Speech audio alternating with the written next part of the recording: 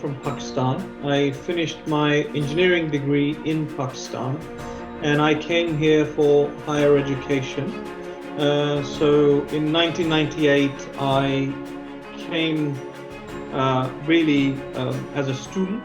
Went to the university to do a master's degree, and I completed the master's degree in nanotech. And then I took a job for a company called Marconi Systems, which was quite a famous company in the UK, which doesn't exist anymore. So I took a job, I worked there for a couple of years. I decided to start my own business. It was telecom's downturn and it was a tough time. So I took a redundancy, I took a voluntary redundancy, and I started my own business. I have created several businesses which have included businesses in the steel sector, which have included businesses in the technology sector, in telecom sector. I was one of the key investors, seed investors in a company called DeepMind, which sold to Google. I've worked in commercializing machine learning and AI, and I'm currently running a company called Fetch.ai, which is building machine learning and AI solutions. So the journey has been obviously never, an entrepreneur's journey is never that easy. It always takes up and downs.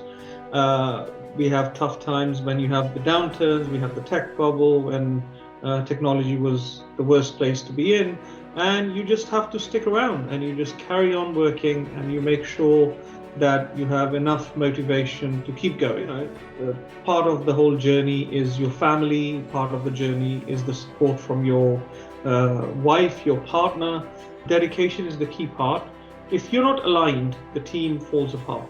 And I think that's the biggest lesson I've learned, that if you don't align with your team, either incentives, technical kind of objectives, or even technical direction, if you're not aligned with your team, then the team falls apart. My life was influenced by women, especially my mother, quite a lot. My mother was a very strong woman, and she was very driven, and she's always pushed me to do the best I could. Because she was such a strong woman, she actually was very inspirational. Women can be very driven. If you look at the parents, they have different roles. So what women bring is a completely new and a different perspective. And actually, I feel women can actually create a better team dynamic when put in a strong team members, because they're not always trying to be the lead, they're trying to be a team player as well. Women seem to have a lot more patience, and I think they have a lot more, their tolerance levels are much higher. Men and women, we can be equal in different ways. We don't have to be equal in the same way. I've not felt huge amounts of discrimination. I feel I have the same opportunity as anybody else. You just have to stay at it. The opportunities are there, and nobody's going to stop you from taking those opportunities. However, you just have to work a little bit harder to get there. And I think that's generally that has not been a problem in the recent years. But I came here 20 years ago, which meant in the early days, and especially where there's less cosmopolitan areas. I don't feel uncomfortable. If we didn't see women as any different, and if we see the numbers being equal, where women and men in science are equal, women and men in management are equal, then we won't have to talk about it. We have to talk about it because there is a disparity between how many women are involved in science and engineering as compared to how many men are involved in science and engineering. And if you think of if I give you my opinion, that would be that way more women should be more involved in science and engineering. Why? Because they're also they're also mothers. They're also raising kids. Now, the kids could be male or female, but they're the ones. If we are going to lead in science and technology, we need that inspiration coming from the women. We need the women to be leading. We need the women to be involved in science and engineering. So for me, actually, I feel very happy that women are getting more and more involved in science and engineering. And Ada Lovelace invented programming. We have several female engineers, even machine learning software, because that's where the core is for us. Within Fetch.ai, we have our business development director, who's Maria Minrokova.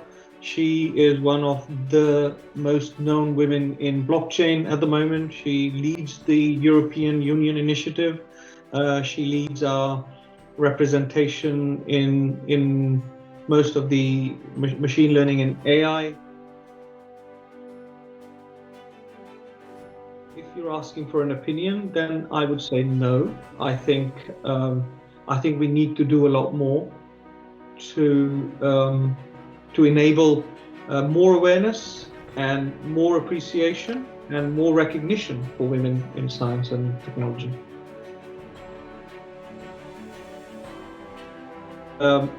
What I think COVID has taught us is to be flexible. I think we just have to be flexible. We can work remotely, we can still be productive. I feel in our company, for technology side, engineering side, we have actually learned quite a lot from this experience, but we're also quite positive that remote working, flexible working, which actually perhaps enables even more women to engage in this industry, is a very good thing.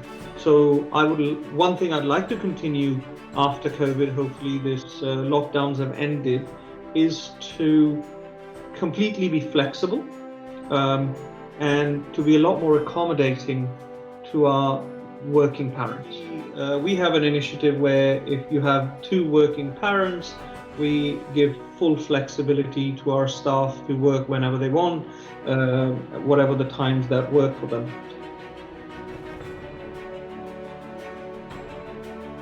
Love to say to them that you have to be inspired by science and engineering. Don't listen to if somebody says it's not for you. This is the future. Get involved, play a part in it, be part of it, and make things happen in science and engineering. And do not listen to anybody who says science and engineering is not for you.